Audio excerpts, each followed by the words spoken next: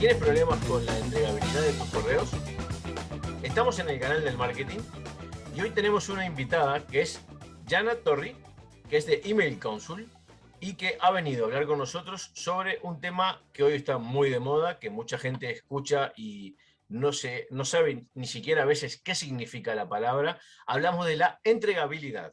Entonces, vamos a introducir a Yana y hablaremos un poquito sobre este tema.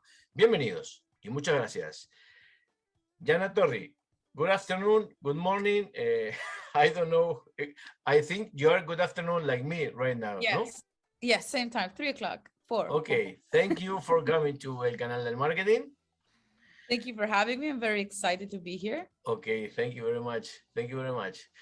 Okay, Yana, we were talking outside the cameras about how we were going to focus our spot here to speak something of related with deliverability.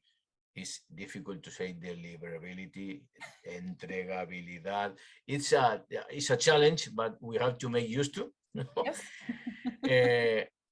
What we really wanted to speak with you about was of why is people and companies needing to use new criteria to send emails, new policies, new ways to manage, to control, because it's not as easy as pick 100 of emails and send just an email to everybody because it's okay. So can you tell us what is exactly deliverability and what should be doing to have a successful result, let's say? Perfect. Okay, so the whole thing starts with the history of email. So when the first kind of emails started being sent out, they were being sent from a computer. I don't know if you guys remember how you used to create an inbox, but it was more complicated than today, right? You go, you put an email, a password, and you're done. Back in the day, we had to fix everything, the IMAP, the POP, the SMTP ourselves. And when we were sending emails, they were coming from a particular IP. So the people receiving the emails started getting emails they didn't want. So what did they do? They started creating some spam filters that were deciding, a lot of spam email is coming from this IP. I don't trust the IP anymore, block the emails. Mm-hmm. But of course, people started knowing that. And then if one IP was blocked, what do? They buy another one. So then the spam filters in the inboxes had to change again. They started looking at content. They started looking at the links inside. They started looking about who sent the email, not only from the IP, because when you use email marketing providers, they have hundreds and thousands of IPs. They cannot block all of them. It's not all the customers that are bad. So as time progressed, the spam filters had to learn more things because the spammers were doing more things to get around and get inside the inbox. And today, technology has advanced so much that they can do a lot more quickly. So from IPs to domain, we're looking at content. We're looking at the speed of which an email has been sent and received. We're looking at the number of emails that is sent on a daily basis and also per person in the year and the month and the week. Mm-hmm. They're looking as well at the tone. If you're selling, tables, and now you start selling pharmaceuticals, the spam filters are going to be confused. How do you go from there to here? Mm-hmm. They want to have a relationship with you. And the most important part about deliverability is that it's not it's not delivery. It's not because the email exists that the person is going to get the email. It is really like a credit score. If you pay your bills on time and you manage your money well and you go to the bank to buy a house, the bank's going to say, yes, you have the money, you know how to spend it, here's a loan. But if you have the money, but you're always late on your payments, the bank will say no, even if you technically can afford it. So it's the same thing with email. If the inboxes don't trust you, they will not accept your email, or at least they will not accept to show it to everybody, even if the email is real. And that's where the problem is because they do not tell you, I got the email, you didn't get the email. They just said, yes, the two emails exist, but we won't tell you if it went to the inbox or it went to the spam. So it becomes a big problem for businesses who they see open rates, they see clicks, they see very minimal bounces or very minimal spam complaints, but they have no visibility and they don't really know if an email landed in the face of a person. in the inbox or the promotions tab. Mhm. And that can be very scary. We don't have the visibility, and it makes sense. They don't tell us, because if we knew, we would find a way. Okay, this works. Okay, let's do this, and it's going to work. And they don't want you to do that. They want to be very secret about how their filters work. Yeah, yeah. So it's not only one thing. Surely there are several issues that we have to take into consideration when we Yes. talk about how we can ensure that the email is delivered. And the other thing is that we need to have a definition of what is deliver an email, or what is deliverability, because as you said, it's not only sending an email thinking that the other one is going to receive it. So it's Yes. a lot of extra things that we have to take into consideration, no? Exactly. Yes. So it's like saying you can buy a plane ticket to go on vacation, but if you arrive at the airport and you don't have your passport, yes, you have the plane ticket and the country exists and the plane exists and the people going there exist, but the airport says, no, you don't have a passport. We don't know it's you. We don't trust you. You cannot go on the plane. So it's the same thing with the email. Yes, the email address exists. My email works. I can receive emails. But if the mailbox provider, so I use G Suite and Google a lot. So if Google thinks that I don't want your emails, or Google just doesn't like your brand because you have a lot of spam complaints or a lot of things that can happen, they will stop the email, even though. So delivery is, does the email address exist? How many from your 100 emails can land in the inbox? So it's minus your bounces, 100% minus your bounces. Yes. And deliverability is what happens after. So Google took the email and it's like, okay, does Yana Torry see it? Or I don't want her to see it. I want spam or completely blocked at all. So that's the big difference. And you know what the stressful, or I think the more annoying thing is that the relationship is not only with mailbox providers. You have a relationship one-on-one with each inbox. One with Google and G Suite, one with Hotmail, one with La Poste, one with Videotron, one with AT&T. So you have to manage all these relationships, because if you're, yes, sorry. No, no, I'm just making a reflection about that, because this happens since email exists, because Yes. as from the beginning, SMTPs were talking between them, no? Hey, I am this one. Are you there? Yes, I am here. Okay, I'm going to send some packages. Are you going to accept them?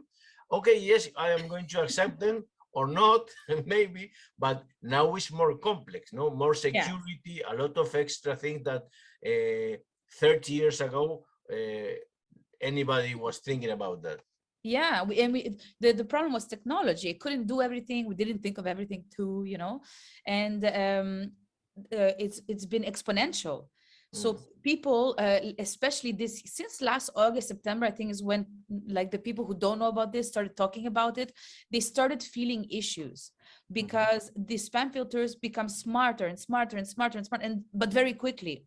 So 1 year ago, you can do things, and then one day they don't work anymore. And the business, it will come to me or to other people like, I've been doing this for 15 years. I never had a problem. And it's like, yeah, well, now you do.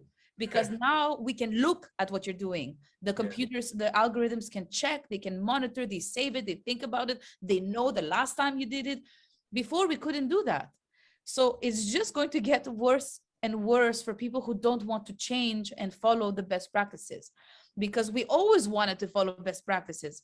You know, I don't want to receive emails 10 times a day from a company I don't know, or I don't want to go to the pharmacy and then get 55 emails a week. Do you want this? Do you want that? Do you want a perfume? Do you want flowers? Okay, relax. If I buy a car, I'm not going to buy another one next week. Like, leave me alone. That's correct, yes. Right? So now the spam filters can check. So they can say, hey, Yana Torry got an email. She doesn't need the other ones. And you're sending. And they know you're sending. I don't know. So they're like, okay, she doesn't open the email. She doesn't engage with the emails. Why are you sending it? You are a bad sender. They always did it. But now the companies are getting a little bit, you know, slapped in the face. And they're like, you could do it, but not anymore, because now we know. And getting out from a spam list, oh, it's annoying. Some of them are pretty complicated. Oh, it's of course. not an easy thing. because they're strict. They're there for the people. And this is what I like to say a lot, is like the spam filters and the mailbox providers and the block lists, they're not inventing rules to make my life and your life difficult. The people are complaining. I don't want to receive. If I buy a mattress and I buy a car, don't send me 10 emails a day. I'm not going to buy another one. So I get annoyed. So the spam filters wants to make me less annoyed. All the spam filters and the block lists are doing is protecting people from the things they complain about. It's not to make it difficult for your business. It's to protect me and you in my inbox. I'm the customer of Gmail and G Suite. They care that I'm happy. If they allow all the emails to come in, even if they are real emails from a real brand they give me email to, they don't want me to be unhappy, because then I'm going to complain to Google that they're not doing a good job. So their job is literally to do what we want. We often forget when we're the customer, we hate the emails. And when we're in business, we're like, yes, more emails, please. Yes, now we are sending, it's very important, but we don't like to receive hundreds of mails every day. Exactly. And it's like, it cannot be both. It's either we get all the spam in the world, or we don't spam and no one gets it. We get angry, but most of the, like 99% of the time, it's a problem. We're the problem. The sender is the problem, not a big problem, but enough for a computer to say, no more emails. No more emails. Yes, that's clear. Okay, to finish, can you give us 3 tips or 4 tips to everybody to think about them and take them into consideration when they are setting up all their system of email marketing? About this one? Yeah, so the first thing to send email marketing, especially from a business, when you're doing mass mail, you have to send using a domain name. You cannot send with @Gmail or @Yahoo. It needs to be a domain name. And the reason is it works like a social security number. This is who I am and this is my identity. And every email sent from this identity, I own it. This way you can start creating relationships with the inboxes. When they see the domain, they're like, oh, same company, same emails, and so on. Domains and subdomains, the same ones. And you should always authenticate. The authentication process proves that any email sent is from you. It helps reduce scam emails, people that pretend to be you, like the fake PayPal or, the fake Amazon. And also make sure that anything you do comes back to your reputation. Authentication is the easiest thing. And there's a free place you can do if you don't have IT or you don't know how to do it. You can go to letsauthenticatetheworld.com. We do it for free. We don't sell anything. We're just helping you secure your domain and ensure that when you send emails, they're authenticated. So that's the first thing, proving you're the one sending emails. Correct. The second thing is about your lists. If you have 1,000 people that you're sending emails to and you have 100% open rate, but nobody buys or comes to your event or does anything, it's time to look at your contacts and clean them. And by cleaning, I don't mean like using Bouncer to clean and remove invalid emails. Of course, that should be done. But if you're sending to them, they will bounce once and they will be removed automatically. What I'm talking about is engagement based. I know that the open rates and the click rates, we're talking about it and it changed, but it didn't change. Apple announced it to the public. It's always been like that. It's never been precise. So look at your open rates and remove people who haven't engaged in the last 3 to 6 months. If you send a lot of emails, you should do it on a monthly basis. If you send every 6 months or like every month, maybe every 6 months. Anybody who has not opened, clicked, and if you have the information, haven't bought anything, segment them out. Don't send to them all the time. Try to get them interested again. So they need to get a different message. The reason is especially with Google, engagement is important. We might not know the real open and click, but they know. So if, for example, my list is really growing, but the number of people that are engaging is always going to grow slower because the new people might become old and they don't care anymore. So the engagement never goes up. So if you have all these people that are not opening emails and not buying products, not coming to your events or doing what you want them to do, and the list is growing and it's only these people, the ratios are becoming a problem. There's more people who don't want your email or who don't care about it than there are people who care about it. So segmentation and cleaning your list is always the most important part. And I can promise you that over 90% of problems, people who come to me and they're like, I have problems, I'm on all the block lists and Gmail is blocking my emails, Hotmail, it's always the list. like 90, I would like to Yeah. say 99, but like good 9 clients out of 10, it's always the list the problem. We clean the list, we tell everybody we did it, and everybody allows the emails again. Yeah, because it seems that the people don't want to say, okay, I am not going. Is that it's as they think that not sending an email to a customer in the list or to a contact in the list is like losing Yeah.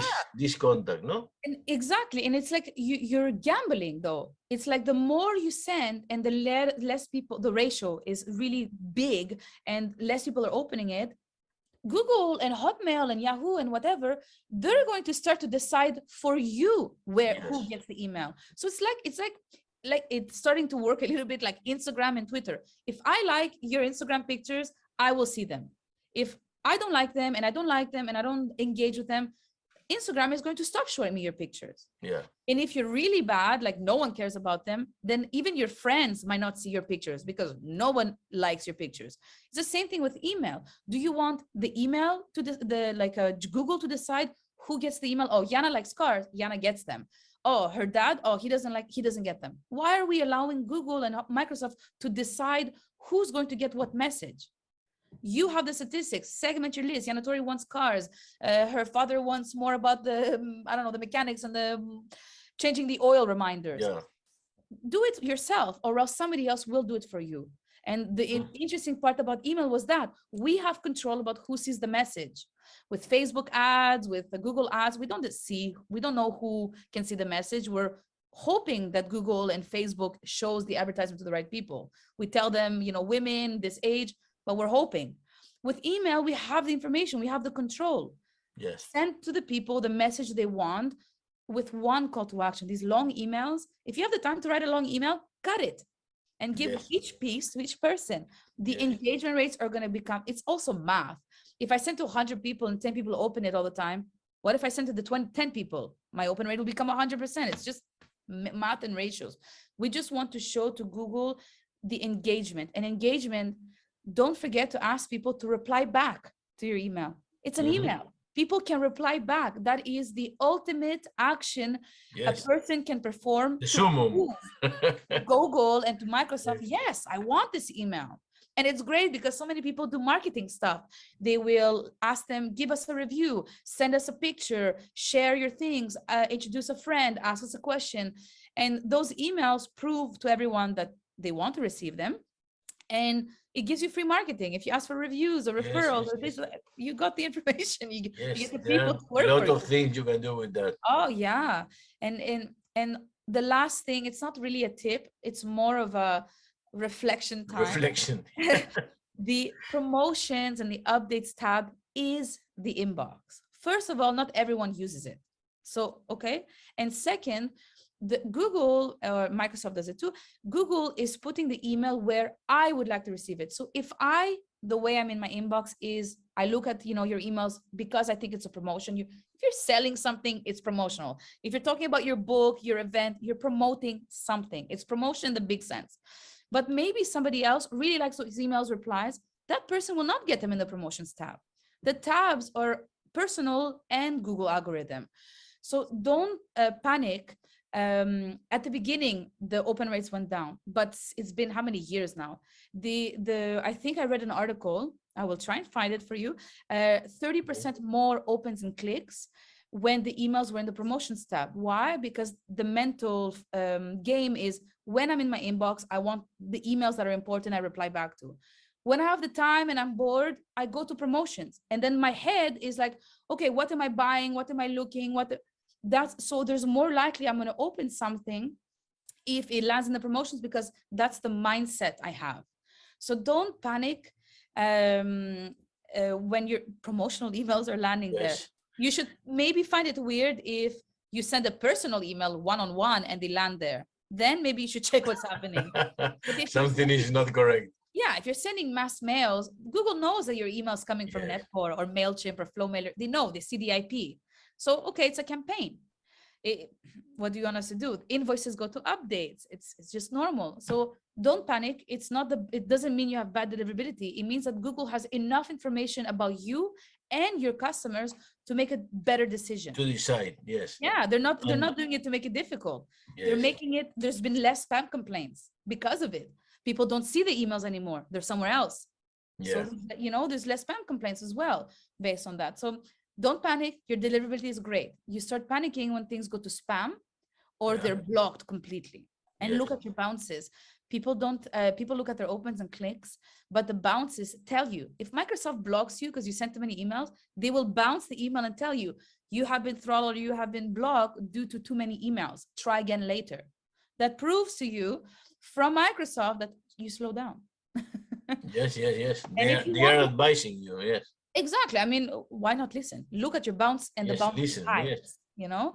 And That's the very last thing, Google any seed listing tool and check your deliverability. They give you a list of email addresses you send to them, and they tell you from the Google, Yahoo, whatever, how many went to inbox, how many went to spam. And then you can start seeing where you need to start focusing your relationship with. Are you having Yahoo problems, Google problems, Microsoft problems? So seed listing. If you Google that, you can find a lot of tools that give you like either free credits, you could do 1 or 2 tests for free, and you will see with which companies and mailbox providers you have the most issues with.